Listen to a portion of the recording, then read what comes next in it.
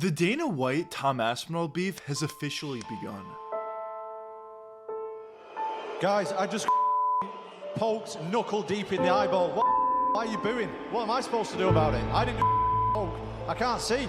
Great showing, shitty ending, you know? He had Tom bloodied up, and Tom didn't want to continue in the fights. After the Jones fight, a lot of people wrote Cyril Gane off. He looked damn good tonight. What does it take to make an eye poke intentional, and is there even a way you could ever prove that? Who the fuck knows? Who gives a shit?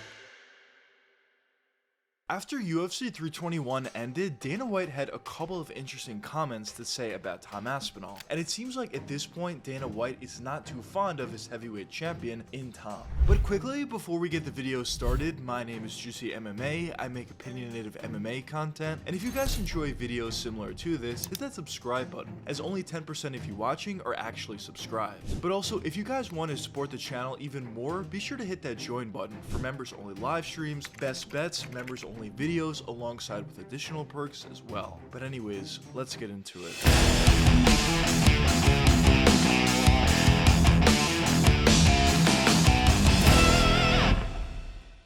When you talk about the CEO of the UFC in Dana White, he's had his fair share of beefs with some of his fighters in the past. Whether you talk about Francis Ngannou, Tito Ortiz, Aljamain Sterling, Merab Dvalishvili, Anderson Silva, or others as well, there's been plenty of examples of this. And after UFC 321, it seems like Dana's next beef is starting to take hold, and that's against Tom Aspinall. So a question that some of you may be wondering at this point is, why do I think Dana White is starting to form a beef against Tom Aspinall? Well, in my opinion, I think this comes down to a couple different factors and a couple different comments that Dana White has made about Tom, both before the fight as well as after the fight at UFC 321. Because before the fight even happened at UFC 321, Tom Aspinall was doing an interview where he was saying that he was unwilling to fight his teammate. And if his teammate Ante got to a point where he would be contending for the belt, Tom said that he would just vacate the belt at that point. So the thing is, if I'd never won a title, I'd never touched gold before, we would have to fight. Because that's my dream. Yeah. But now I've done it,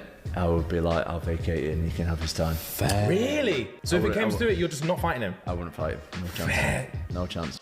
And after those comments were made, Dana White was getting interviewed, and the interviewer in that interview asked him a question about that specific comment that Tom Aspinall made. And Dana said that he was very unhappy about that comment. Firstly, what do you think about that? You know what I think about that Yes. before you even ask me. You know, many friends, relatives, name it, have all fought each other before.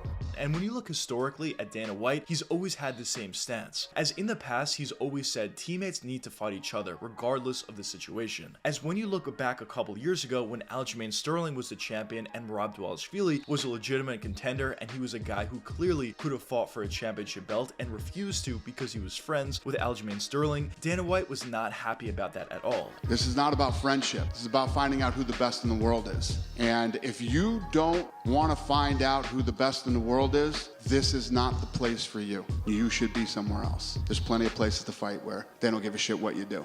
Doesn't work here.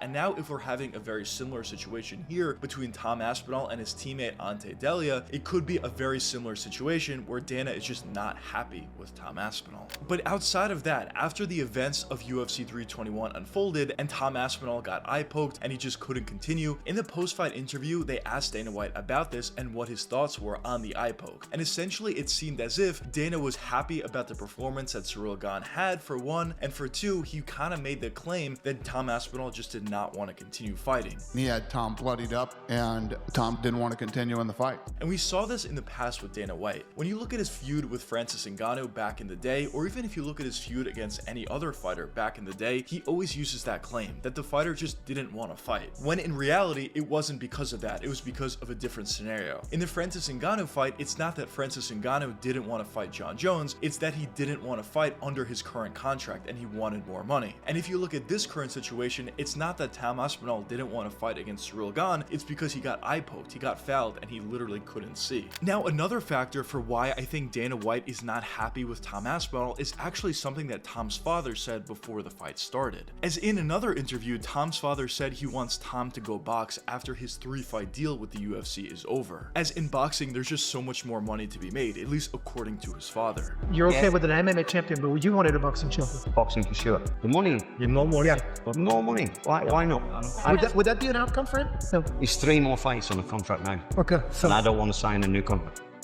okay. And this is something that Dana absolutely hates. If you look historically about champions that decided to retire or decided to move on to different endeavors, that's just something Dana does not like. Whether you talk about GSP, whether you talk about Francis Ngannou, or whether you talk about other fighters as well, there have been some examples of fighters who were current champions but decided to retire or move on from MMA at the top. And if Tom Aspinall beats Ciryl Gane in the rematch and he beats his next 2 opponents and he retires on the top, I'm sure that Dana White would not be happy about this. As although Dana hasn't specifically commented on this situation, I'm sure he's seen the interview of Tom Aspinall's father, and I'm sure he's not all that happy about this situation, at least based on historic events. But another question that some of you may be wondering at this point is, do I think Dana White is justified in his potential beef against Tom Aspinall? Well, in my opinion, I think the answer to that question is no. When you look at Tom Aspinall, he's done a lot for the sport in many different ways. For one, he's an amazing fighter. Of course, Tom has been able to essentially win all of his fights in UFC, and he's looked really good while doing so, and of course at this point he's the current champion of the heavyweight division. On top of that, Tom has been able to put on really exciting fights in all of his performances. Obviously everybody talked about this in depth going into his fight against Ciryl Gane, but Tom has never went out of the second round against any of his opponents. He's been able to finish everybody via a TKO or a submission within the first 2 rounds, which of course in turn makes his fighting style extremely exciting. And also on top of both of those factors, Tom has saved the UFC multiple times in the past. When John Jones had to pull out of the New York card a couple of years ago, Tom Aspinall immediately filled in for the interim title shot against Sergey Pavlovich. Of course, he won that fight in very impressive fashion, and he even defended his interim title shot against Curtis Blades. So Tom has certainly done a lot for the UFC over the years, both in terms of his fighting style, but also even outside of the octagon, accepting certain fights on short notice, and also being super active. So I do think Tom has done a lot for the company. But with all that being said, I don't at the same time think Tom and his father are handling things perfectly. Because as I mentioned before, that interview that Tom's dad did saying essentially that he wants Tom to move on from the UFC after his 3-fight deal is up and he wants him to go box because there's a lot more money to be made in boxing, I don't think was really a smart thing to do for a few different reasons. For one, now Dana White knows that Tom Aspinall is not going to stick around all that much longer, and as I mentioned before in the video, that's something that he hates. And at this point, there's no real motivation for the UFC to keep everything in Tom Aspinall's favor. Yes, he's a very entertaining fighter. Yes, he is a very talented fighter, but the UFC is not going to bend over backwards in order to accommodate Tom Aspinall at this point. Whether that means booking Tom Aspinall in fight locations that he wants, or whether that means giving Tom Aspinall more money for particular fights, or whether that means giving Tom Aspinall enough time to train before his next fight, the UFC is probably not going to do many favors at this point for Tom Aspinall, because at least from their perspective, they don't see Tom Aspinall as a guy that's going to stay with the company all that much longer. So if he's not going to stay with them anyway, it would benefit them a lot more if somebody else is champion, like a Ciryl Gane or like a John Jones or like somebody else. So in my opinion, I don't think that interview that Tom Aspinall's dad did is really doing any favors for Tom. But on top of that fact, the fact that Tom himself went on an interview saying that he was unwilling to fight his teammate in Ante also, in my opinion, is something that he probably didn't need to say. Now, at the end of the day, if he doesn't want to fight his teammate, that's totally understandable. And actually, that's something that I respect. But at the same time, Ante is not really at a point right this second where he's going to be fighting for a title. So in my opinion, I don't think it makes all that much sense for Tom to even make that announcement that he won't fight his teammate, because as I said, he's not even at the point where he's legitimately going to be competing for a championship belt. So overall, I don't think that Dana White is really justified in this new beef versus Tom Aspinall, but at the same time, I don't think Tom and his team are handling things exactly perfectly either. But I guess a question that I have for you guys is, what do you guys think? Do you think Dana White is right in this situation? Do you think Tom Aspinall and his team are handling the situation perfectly, or do you not think so? But anyways, I hope you guys enjoyed the video, and if you did enjoy, check one of these 2 videos popping up now, and until the next time, peace out, guys.